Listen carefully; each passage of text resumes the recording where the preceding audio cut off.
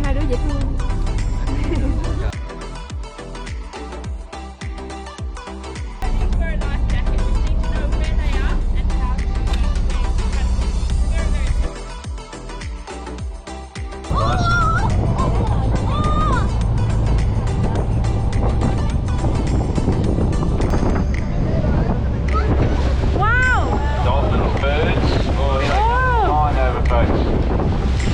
Watch them with your camera and you can pick them out as they jump. Wow! Wow! Oh! Dolphin! Dolphin! Wow! Dolphin here! Dolphin over here! And dolphin, yes, there's that whale, 11 o'clock folks. Wow!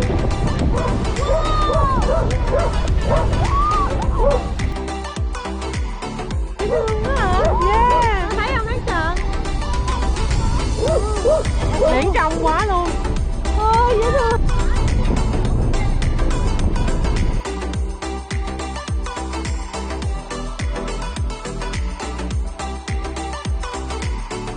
Wow. Cái này phối hợp với mình là đẹp tuyệt vời luôn. Wow.